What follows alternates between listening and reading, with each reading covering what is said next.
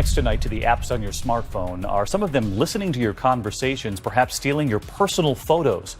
Everything from those popular flashlight apps to the Bible even. Here's ABC's Mars Cavalcampo tonight. Smartphones used for much more than talking, an estimated 86% of the time we spend on them using apps. But many of the most popular free apps like flashlights, children's games, and even the Bible are actually designed to mine and sell your private information. It's what you agree to in the permissions, giving the app access to things like your location and what you're searching so they can sell that information. Sometimes they gain access to your contacts and spam the numbers. Some free apps go even further. Created by hackers, they embed spyware with the sole purpose of learning your personal information, like credit card numbers and bank account passwords. Using a phone with spyware, cybersecurity expert Gary Milewski shows us how easy it is for crooks to steal personal data on your phone. He takes my picture.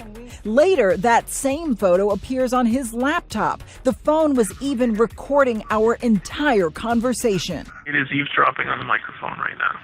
So this is the conversation we were just having. Yeah, we were being spied on. Well, this starts National Cybersecurity Awareness Month, and we have a really interesting story. Our guest here, Gary Milewski. Gary, thanks for being here. It's an interesting and alarming story that you have about this study. I think this is bigger than Ebola right now because 500 million people are infected and they don't know it. But it's not them, it's their smartphones. We've all installed a flashlight app on our phones. And instead of being a normal flashlight, when you hit the on button and it opens up and it says, Brett, can I have your name, address, credit cards, bank account information, family photos, videos, where you're located right now, and all your friends and contacts. But that's what's happening? That's what's happening. The top 10 flashlight apps today that you can download from the Google Play Store are all malware. They're malicious, they're spying, they're snooping, and they're stealing. Gary, thanks a lot. Brett, thank you.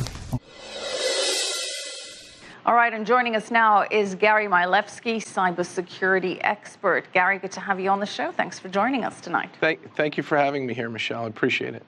Gary, why are we seeing such a dramatic increase? Are the hackers becoming more sophisticated, or are we becoming less sophisticated, or a combination of the two? Michelle, we're trading convenience for privacy and security. Every mobile device, every smartphone, every tablet is a doorway into either your bank account, your credit card, or your identity. And as a result, the hackers have so many new ways in. It's a feeding frenzy for cyber criminals this year. All right. Well, until they do that, that's not very comforting. We're going to have to leave it there. Thank you so much. Gary Milewski, cybersecurity expert. Consumers on this Cyber Monday will fill their digital shopping carts in record numbers. Online sales today are expected to reach more than $3 billion. But cybersecurity experts warn that smartphone shoppers could be at risk because of dangerous and sometimes counterfeit apps. Cyber crimes are on the rise. Data breaches are expected to cost more than $2 trillion worldwide by 2019. Anna Werner shows us some of the biggest threats to smartphone users. Anna, good morning. Good morning. Well, there is no better time than the holidays for scammers to prey on consumers. With over 85% of shoppers doing some of their buying on smartphones, criminals are finding new ways to access your information. And experts say malicious apps may be providing the back door. Gary Milewski says it's all about criminals getting hold of your private information. But Milewski points to something even more disturbing with super popular emoji keyboard apps. These keyboards replace the one on your phone, giving you an endless supply of emoticons for every occasion. But he says many can also gain access to your contacts, text messages, possibly even passwords, and send your private information overseas. Milewski says better to avoid emoji keyboards entirely, especially if they're free. News to Nicole Barker. I do have an emoji keyboard, as do most of my friends. So that really gets me scared, makes me realize I probably should take that off my phone.